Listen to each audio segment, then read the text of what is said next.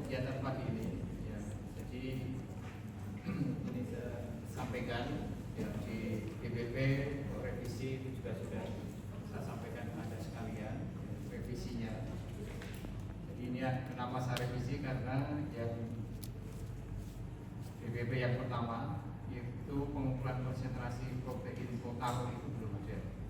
Ya, jadi kalau kita mengukur aktivitas enzim itu nanti diukur per miligram protein, sehingga harus diketahui berapa konsentrasi protein total di dalam sampel yang Anda gunakan. Itu yang akan Anda lakukan. Yang pertama sedikit pendahuluan.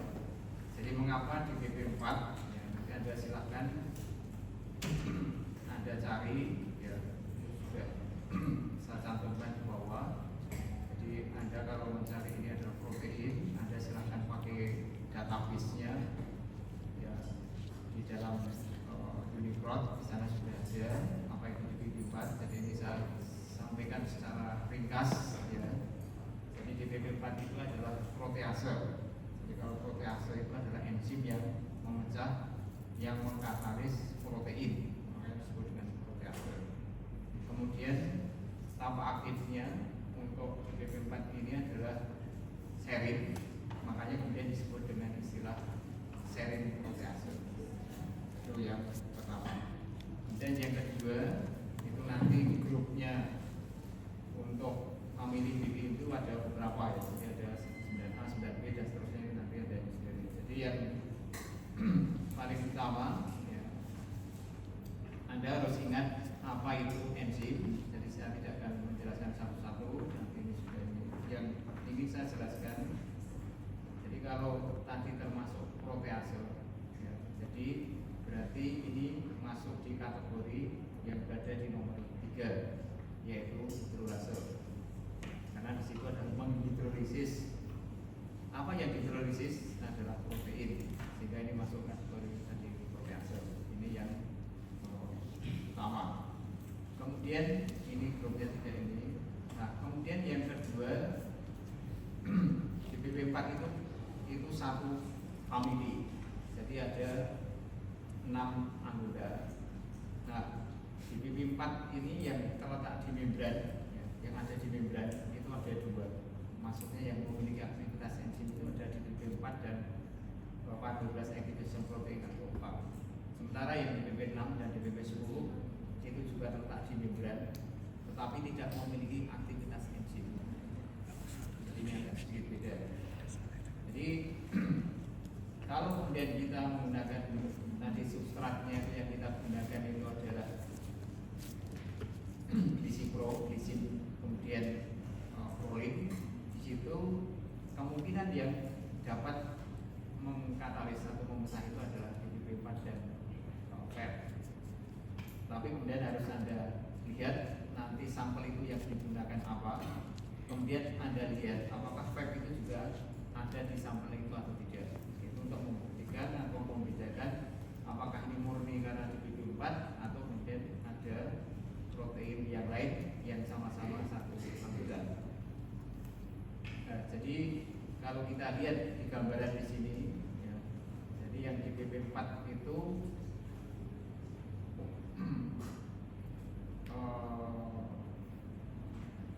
originally, jadi secara umum ini ada di membran sel.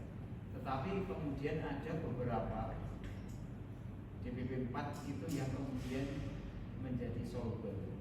Jadi kemudian di situ dilepaskan dari membran sehingga masuk di dalam sirkulasi. Sehingga di BP4 ini kemudian bisa diukur, sampelnya itu bisa di dalam jaringan, bisa juga di dalam sistemik atau sirkulasi.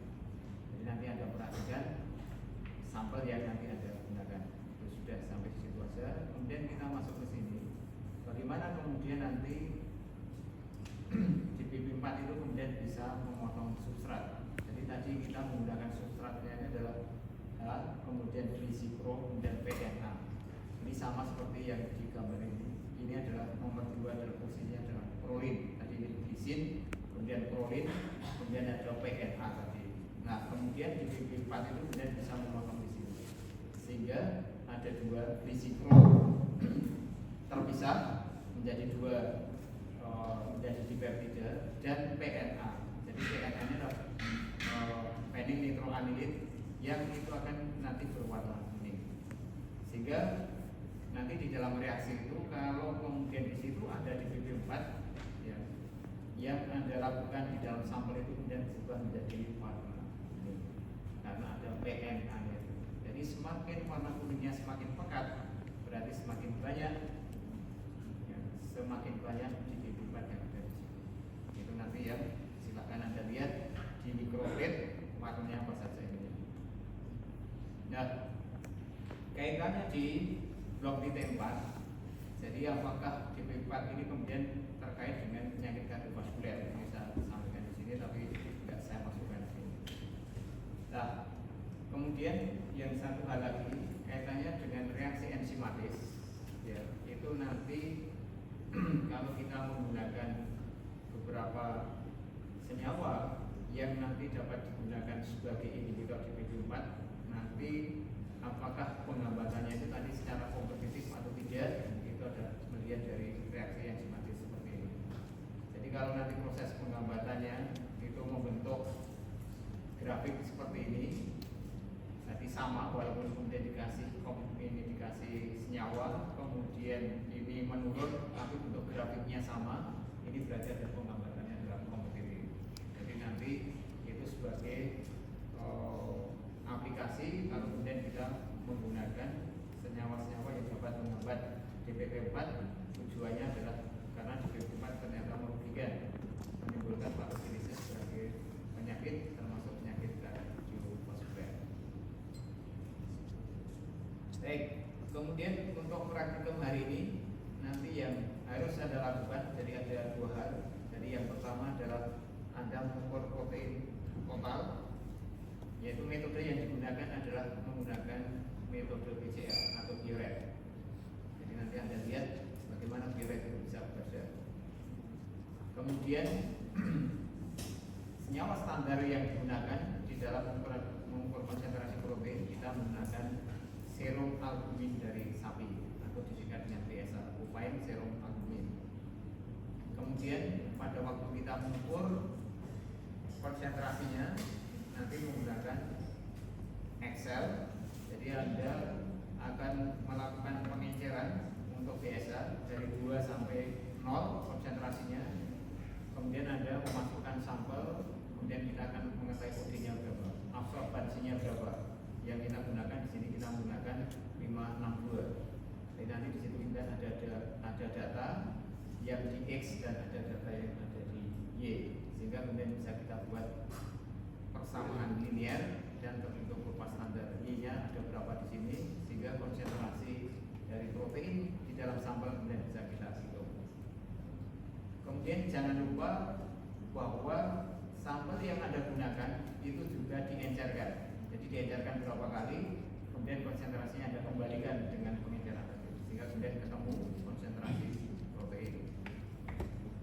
Jadi ini ya untuk metode PCR atau Biuret, jadi gambarnya akan seperti ini.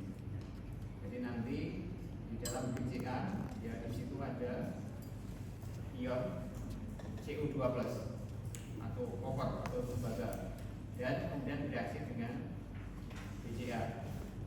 Nah, kemudian ini karena ada UH negatif di dalam BCA, kemudian ini akan mereduksi CO-nya menjadi CO+1, kemudian akan membentuk ikatan kompleks seperti ini, sehingga warnanya berubah menjadi ungu. Semakin ungu berarti semakin banyak konsentrasi protein. Siapa yang menentukan di situ? Siapa yang menentukan di situ? Ini ada asam amino sistein, triptofan, dan tirosin. Jadi semakin banyak kandungan di dalam polipeptida itu, semakin banyak kandungan sistein, triptofan, dan tirosin, ini akan menentukan warnanya akan semakin pekat, sehingga konsentrasinya semakin tinggi. Ini untuk yang pertama. Kemudian ini yang kita miliki ya, untuk BCA-nya, ya, untuk kitnya banyak, ya, pilihannya banyak, jadi itu terserah masing-masing. Kemudian yang terakhir, ini nanti adalah untuk mengukur aktivitas DPP4. Jadi ini tadi sudah saya panjang gelombangnya adalah 405. Dan karena kita mengukur aktivitas enzim, ini cara pengukurannya beda dengan cara pengukuran untuk konsentrasi protein. Konsentrasi protein kita ukur hanya sekali pengukuran, kita baca sekali selesai. Tetapi untuk aktivitas enzim ini kita mengikuti perubahan yang terjadi, berapa banyak substrat yang kemudian dipotong, sehingga kita mengikutinya berdasarkan serial waktu. Ada yang per 5 menit, ada 10 menit, tergantung ini ada optimasi. Jadi yang biasa kita gunakan itu nanti kita ukur tiap 10 menit selama 1 jam. Jadi berarti kalau nanti Anda melakukan ini, berarti nanti Anda punya 6 data dari 0, 10, 20 sampai 60.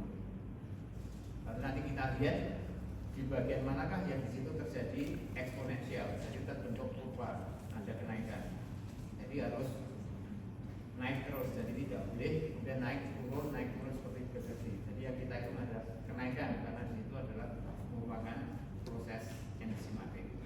Kemudian nanti untuk kita mengukur konsentrasinya, mengukur aktivitas enzimnya, kita menggunakan rumus Lambert. Ini ada di rumus ini. Kemudian nanti akan kita tentukan di masing-masing sampel berapa aktivitas individu spesifiknya, yaitu dalam bentuk unit per menit per miligram protein. Di ini yang akan Anda kerjakan ya, nanti selama bekerja. Kalau ada sesuatu yang kurang jelas, nanti silakan ditanyakan ke asisten. Kemudian untuk cara perhitungan detail, nanti sebelum selesai, nanti Anda sudah selesai mengerjakan, nanti akan saya jelaskan bagaimana cara menghitungnya dengan menggunakan Excel. Jadi secara manual, jadi tidak menggunakan langsung di spektrum dan kita masukkan kemudian keluar angkanya. Tapi Anda nanti akan menghitung sendiri dengan Microsoft Excel. Saya kira ini saja untuk sedikit informasi kaitannya sebelum praktikal akan bekerja. Kalau ada yang ingin ditanyakan, silahkan nanti bisa menghubungi kakak asisten yang berada di desa masing-masing. Dia nanti bisa menghubungi saya kalau kemudian nanti akan saya jelaskan. Sekian.